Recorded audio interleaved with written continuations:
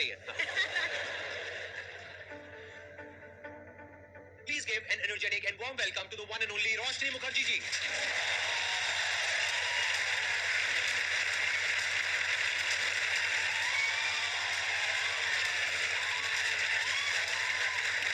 Please बैठिए बैठिए.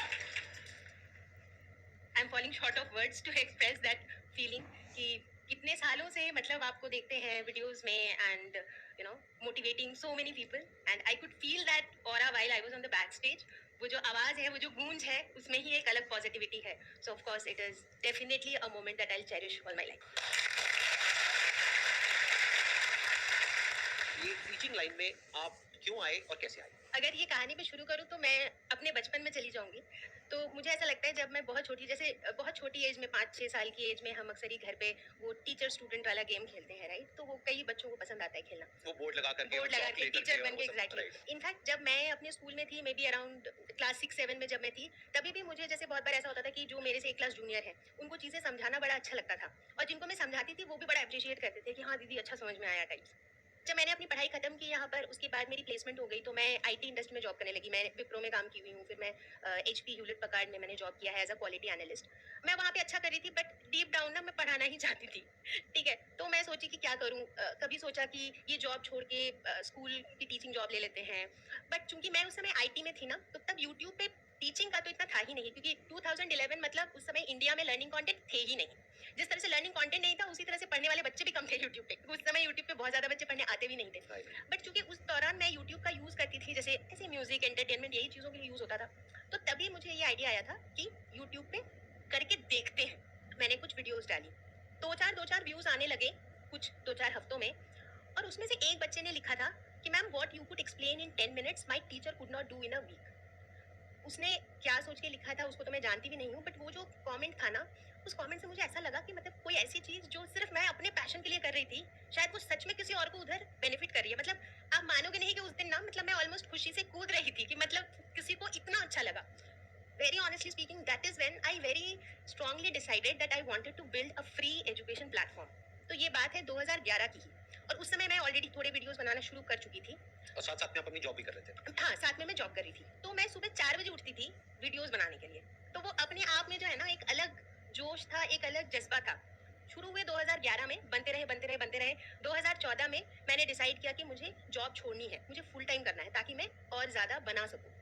तो इस तरीके से जो है ना मेरा कंटेंट बनता गया. उसके बाद क्या हुआ कि चूंकि मेरे पास वो पूरा कंटेंट था, एक तरीके से आप कह लो कि वो पूरा पैकेज था, and it was all available free of cost. So धीरे धीरे करके जैसे नेशनल डिजिटल लाइब्रेरी, सीबीएसई, ये सारे अप्रोच करने लगे कि हमारे ई लर्निंग प्लेटफॉर्म में हम आपके कंटेंट यूज कर लें क्या. फिर धीरे धीरे करके बहुत सारे एनजीओज अप्रोच करने लगे कि हम अपने एनजीओज में आपके कंटेंट यूज कर लें क्या. तो ये जो चीजें थी ना, एक अलग लेवल की इसमें सेटिस्फैक्शन थी. तो आपने इन सबको फ्री ऑफ कॉस्ट अलाउ कर दिया अपना कंटेंट यूज करने के लिए, या पैसे लिए आपने? नहीं, मेरा तो फ्री लर्निंग प्लेटफॉर्म ही था ना. आई अंडरस्टैंड, आपका फ्री था, लेकिन इन लोगों ने जो आपको अप्रोच किया, आपने उनसे पैसे नहीं लिए. नहीं. एंड आई एम 100% श्योर आपको बहुत सारे ऐसे भी प्लेटफॉर्म्स ने अप्रोच किया होगा जो पेड है, और उन्होंने आपको बहुत बड़ा अमाउंट ऑफर किया होगा. हाँ, रेवेन्यू शेयरिंग तो बहुत लोग ऑफर करते थे. तो आपने वो एक्सेप्ट किया या नहीं किया? नहीं. आज तक नहीं किया? नहीं. हमारी हाउ इज दैट पॉसिबल? क्योंकि एडटेक में मैंने देखा है, मैं आपको एक प्रैक्टिकल बात बता रहा हूँ, because I am aware of कि कहाँ पर क्या चल रहा है, किसने किसको एक्वायर किया, किसको कितनी फंडिंग मिली. और आपने मेरे भी इसमें शो में आपने देखा है, जो गेस्ट आए हैं वो बताते हैं कि उनको कितना पैसा मिलता है और कितना बड़ा बड़ा अमाउंट मिलता है. आई एम श्योर आपको कम से कम भी नहीं तो 10-20 करोड़ 50 करोड़ के कई ऑफर्स आए होंगे, if I am not wrong. Offers तो आते रहते हैं, अभी भी आते हैं. करेक्ट. बट आप अभी भी एक्सेप्ट नहीं करते? नहीं, क्योंकि मुझे पता है कि मुझे क्या करना है. मैंने बताया ना कि वो जो थॉट थी ना सर, कि मुझे फ्री लर्निंग प्लेटफॉर्म बनाना है, वो थॉट इतनी स्ट्रांग थी कि उस बात को 11 साल हो गए हैं, बट उस थॉट की स्ट्रेंथ अभी भी उतनी ही है. मैं यहाँ पर एक चीज और भी ऐड करना चाहूंगा. आज यहाँ पर लाखों लोग इस वीडियो को देखने वाले हैं.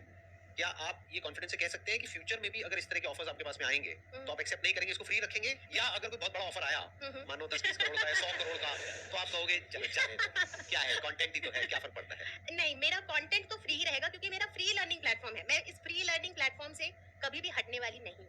That I am very sure of. चाहे कुछ भी हो जाए. चाहे कुछ भी हो जाए, प्लेटफॉर्म मेरा फ्री ही रहेगा. ये होती है spirit. Let's give big round of applause. मेरी बात ध्यान से सुनना. जब कोई इंसान ऐसा काम कर रहा होता है या कर रही होती है, तो उसको हम लोगों की सपोर्ट की बहुत जरूरत होती है. तो we should all appreciate such a person जो इतना सेल्फलेसली एक काम को कर रही है. बहुत बड़ी बात है. जहां पर के एडटेक स्पेस में क्या हो रहा है, आप शायद सपने में भी नहीं सोच सकते हो कि लोग कितना कितना पैसा कमा रहे हैं वहां पर। ये चाहे तो कितना भी कमा सकते हैं, 2 मिलियन सब्सक्राइबर्स कम नहीं होते हैं और 2011 से ये कर रही हैं और कंटेंट पूरा है इनके पास में, हजारों वीडियोस है, आई थिंक आपकी 6-7 हजार वीडियोस हाँ हाँ है। हाँ अगर ये अपना कंटेंट एज इट इज उठा करके किसी प्लेटफॉर्म को दे दें आज, तो I am sure you will be able to get a very good amount. या बट आप कह रहे हैं कि सिर्फ आज नहीं, फ्यूचर में भी मैं ऐसा नहीं करूंगी। हाँ, ऐसा तो मैं नहीं करूंगी, वो तो मैं बिल्कुल श्योर हूँ कि ऐसा कुछ भी कभी भी नहीं होगा। ये फ्री लर्निंग प्लेटफॉर्म ही रहेगा। तो बेसिकली अभी तक की जो स्टोरी थी ना, ये तो बस ये स्टोरी थी कि हाउ आई स्टार्टेड और कैसे ये प्लेटफॉर्म बना। आई एम सॉरी, मैं आपको बीच में इंटरप्ट हाँ कर रहा हाँ हूँ। बिल्कुल। क्या आप इसके साथ साथ में कुछ कोर्सेज भी सेल कर रहे हैं? नहीं कोर्सेज भी सेल नहीं कर रहे हैं? नहीं। तो आपका रेवेन्यू मॉडल क्या है? सिर्फ जो एडसेंस से आता है वो और थोड़ा बहुत हाँ स्पॉन्सरशिप? हाँ राइट राइट।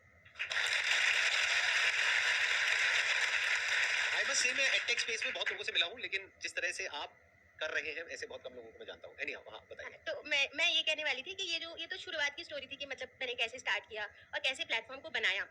बट बीच की स्टोरी भी काफी इंटरेस्टिंग लग सकती है लोगों को, क्योंकि ऐसे तो मुझे 11 साल हो गए, बट मैंने अभी देखा आपकी आंखों में पानी आ रहा था, तो वाज दैट बिकॉज़ कि आपको खांसी हो रही है या फिर नहीं, नहीं, आप थोड़ा इमोशनल हो गए थे? शायद मैं थोड़ा इमोशनल हो गई थी। ओके, हाँ, ठीक। ये जो 11 साल थे ना, ये 11 साल ऐसा नहीं था मेरा, ऐसा नहीं था या ऐसा भी नहीं था। ये जो 11 साल है ना, वो कुछ ऐसा था, ऐसा था, ऐसा था, फिर ऐसा था। तो मैं चाहूँगी वो वाला पार्ट भी शेयर करना, शायद बहुत से लोगों को उससे भी कुछ जानने को मिले, कुछ सीखने को मिले। क्योंकि जब कभी भी ये वाला पार्ट आता है ना, तो अक्सर ही इस पार्ट के बाद हम इधर ही चले जाते हैं। बहुत बार ऐसा होता है बहुतों के साथ। 2016 के आसपास channel was doing pretty good, मतलब उस समय के हिसाब से। उस समय जैसे कि इतने ज़्यादा और चैनल्स थे भी नहीं, तो जो हमारी जो ऑडियंस थी ना, वो लॉयल ऑडियंस भी थी। जो 6th में पढ़ रहा है वही 7th में भी पढ़ रहा है, हमसे 8th में भी पढ़ रहा है। हमें सक्सेस स्टोरीज भी सुनने को मिल रही थी लोगों की इधर-उधर से। जैसे 2017 में हमारी एक स्टूडेंट थी दीपल जैन, जिन्होंने एमपी पूरे बोर्ड में ना बायो में वो स्टेट टॉपर थी। और उन्होंने हमारे कंटेंट से सिर्फ पढ़ा था। उनका आर्टिकल आया था टाइम्स ऑफ इंडिया में, जिसमें उन्होंने लिखा था पूरा कि हमने रोशनी मैम से पढ़ा था बायो का कंटेंट। तो मतलब ये ना बड़ी एक, आप समझ रहे हो आई ना, एक अंडरस्टैंड, अलग मैं समझ लेवल रहा की हूँ, हाँ। मुझे भी खुशी बड़ी है। खुशी होती है जब कोई आकर के इस तरीके से बोलता है कि भई आपको मैंने देखा और वहाँ से मेरे को ये स्पार्क मिला, वहाँ से करेक्ट मुझे इंस्पिरेशन मिली और आज मैं ये कर रहा हूँ, वो कर रहा हूँ। तो मुझे अपनी सक्सेस से ज़्यादा उसकी सक्सेस में खुशी करेक्ट होती है। करेक्ट, बिकॉज आई कैन उसमें relate to it what you हाँ, आर सेइंग। हाँ, क्योंकि मुझे हमेशा ऐसा लगता है कि अगर कोई 5 भी ऐसे बच्चे हैं ना, जिनका लाइफ हमारे कंटेंट की वजह से बिल्कुल बदल गया, तो भी वो बहुत बड़ी बात है। क्योंकि वो जो 5 लाइफ्स है, वो भी आगे जाके बहुत लाइफ्स को बदल सकते हैं, right? Because they are getting empowered that ways.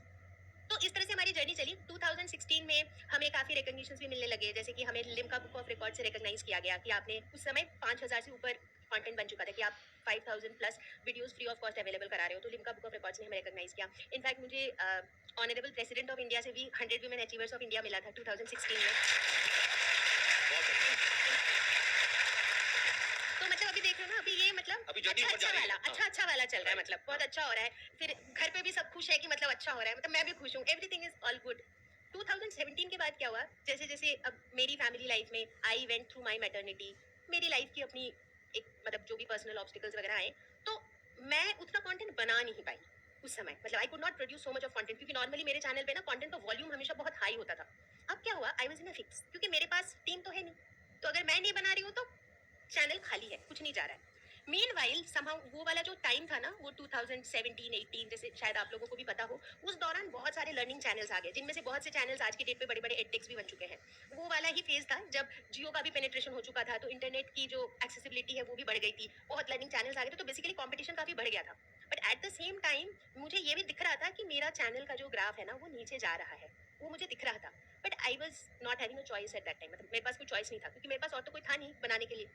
तो वो जो फेज था ना, सच पूछो तो it was very disappointing, disheartening, discouraging, क्योंकि मतलब आप समझ रहे हो ना कि आप यहाँ से यहाँ गए थे, उसके बाद आपको दिख रहा है कि वो नीचे आ रहा है। तो वो जो टाइम है ना, that is the time I think we need to be the strongest. जब हमको ये सोचना है कि व्हाट नेक्स्ट, मतलब मैं आज तो कुछ नहीं कर पा रही हूँ for whatever reason, but मुझे आगे क्या करना है।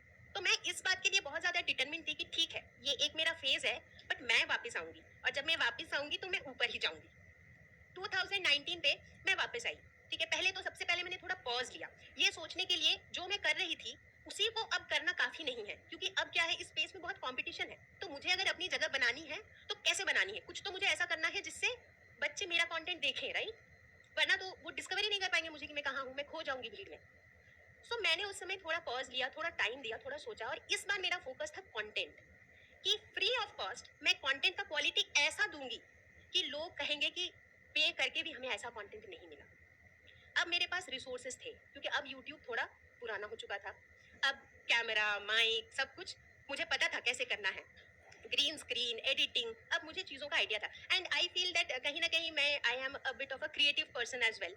तो जैसे ना मुझे इस तरह की चीज़ें सोचनी अच्छी लगती है कि अच्छा मुझे ये बताना है तो मैं कैसे बता सकती हूँ, इसको ऐसे बता सकती हूँ, मतलब आप समझो ना। I generally try to think कि इसको कैसे समझा सकते हैं, इसमें क्या कर सकते हैं। कि इसको स्टोरी फॉर्म में या एंटरटेनिंग वे में कैसे बताया करेक्ट, जाए। तो I generally spend some time doing that and वो जो फेज था ना, उस समय मैंने चीज़ों को काफ़ी डिफरेंटली प्लान किया। उसके बाद अच्छा एक चीज़ मैं बताना भूल गई थी कि जब मैंने चैनल शुरू किया था ना, तो मैंने चैनल का नाम रखा था एग्जाम फियर। इसके पीछे भी एक कारण था कि जैसे कि मैं बता रही थी ना कि इंडिया में मुझे अधिकतर बच्चे एग्जाम के डर से ही पढ़ते हुए दिखते हैं। उनको समझ में नहीं आता है डिफ्रैक्शन का डेफिनेशन क्या है, लेकिन फिर भी वो रट के चले जाते हैं क्योंकि नंबर आ जाते हैं। राइट। तो एग्जाम फियर नाम रखा था और उसका जो एक्स था ना, उसमें एक ऐसे डेंजर का सिंबल बना होता था। तो बहुत से लोग मुझे कहते थे कि यार तुमने ऐसा नाम क्यों रखा है एग्जाम थोड़ी फियर। नेगेटिव फीलिंग आती हाँ है। करेक्ट, एग्जैक्टली यही बात मुझे कई लोगों ने बताई थी। तो मैंने जो है ना पूरा नाम चेंज कर दिया और मैंने इसको लर्नो हब बना दिया, because end of the day मेरा जो मेन फोकस था that was to make learning engaging. ये मेरा मेन मुद्दा था इस बार। अब क्या हुआ, जो मेरा कंटेंट का जो फॉर्मेट था ना, वो कम्प्लीटली चेंज हो गया। अब जो है मैं ग्रीन स्क्रीन पे, इससे पहले तक जब मैं पहले बनाती थी तो उसमें मैं नहीं दिखती थी, मेरे पास कैमरा वगैरह का कोई सेटअप वगैरह था नहीं। तो वो पीपीटी वाली वीडियोस होती थी जिसमें ऑडियो आ रहा होता था और मैं वो पेन टैबलेट से लिख रही होती थी। मेरा वीडियो का वॉल्यूम इसके बाद बहुत हाई नहीं रहा, बट वो जो वीडियो की जो क्वालिटी थी ना, उस पर मैंने बहुत ज़्यादा फोकस किया and and of the day उसका मुझे रिजल्ट भी मिला। वो वन शॉट सीरीज जो है वो इतनी चली, बच्चों ने बोला कि हमने पेड कोर्सेज ले रखे। मतलब वैसे भी ना इंडिया में तो सर ये भी है ना, पेरेंट्स को लगता है कि फ्री का है, फ्री में हम रिलाई करें क्या। पर्सनली मैं बहुत से ऐसे बच्चों से मिली हूँ जो कहते हैं कि उन्होंने कहीं पे भी पेड अपना ज्वाइन कर रखा था, चाहे ऑफलाइन इंस्टीट्यूट हो या ऑनलाइन कोर्सेज हो, बट वो कहते हैं कि हमें ना उधर समझ में नहीं आया, फिर हमने वन शॉट वीडियो देख के ही समझा। तो मतलब वो चीज़ें होती रहती हैं। मतलब पैसे किसी और को दे रहे हैं लेकिन काम आप कर रहे हैं। तो इसीलिए ना हमारे वीडियोस का एक टैगलाइन होता है, कॉन्सेप्ट होगा क्रिस्टल क्लियर। ठीक है, मतलब generally that has become a tagline now. जब भी मैं वीडियो शुरू करती हूँ तो मैं कहती हूँ कि ये वीडियो देखने के बाद कॉन्सेप्ट होगा क्रिस्टल क्लियर। तो जब बच्चे लिखते हैं ना कि कॉन्सेप्ट हो गया क्रिस्टल क्लियर, तो मतलब कहीं ना वो एक सेटिस्फैक्शन भी है कि मतलब बच्चों को चीजें समझ में आ रही हैं। डीप डाउन जो आप कह रहे हो, I strongly believe in that कि education must be free for all. Correct. Only then is going to be a level playing field. चाहे कोई अमीर का बच्चा है चाहे गरीब का बच्चा है, एजुकेशन फ्री होनी चाहिए। मतलब एजुकेशन का मॉडल ये होना चाहिए जो पहले होता था एक समय पर, कि गुरु दक्षिणा वाला। कि अगर आपके पास में पैसा है देने के लिए, 1 रुपए है, 10 रुपए है, 1000 रुपए है, 10,000 रुपए है, आप दे दो। लेकिन अगर आपके पास में नहीं है तो आपको नहीं रोकना चाहिए आगे बढ़ने से। Exactly. तो एटलीस्ट आपके जैसे कुछ लोग और होने चाहिए जो अपने सेल्फिश इंटरेस्ट को हटा करके, सोचो कितने राजा महाराजा, कितने लोग, कितने आए कितने गए, कोई याद है क्या? बट आज इन्होंने जो शेयर किया है यहाँ पर, आई मस्ट से दैट के यू बी रिमेम्बर्ड फॉरएवर। मैं सच बोल रहा हूँ, मेरी इस बात को याद रखना। एक दिन ऐसा होगा जब इस दुनिया में मैं नहीं होगा, आप नहीं होंगे, लेकिन ये वीडियो हमेशा हमेशा के लिए रहने वाली है। Correct. तो you will be there forever. You will be there as an inspiration for generations to come. अगर आप अपनी इस बात पर टिक पाते हैं जो बात आपने कही है। वैसे तो मैं देख पा रहा हूँ आपके अंदर वो जो कन्विक्शन है, आपकी आंखों में नजर आ रहा है कि ये जो कन्विक्शन है आपके अंदर, कि 100% आप कह रहे हो कि फ्री है तो फ्री है। अगर इस पर हाँ। आप टिक पाते हो तो बहुत कमाल है। Thank you.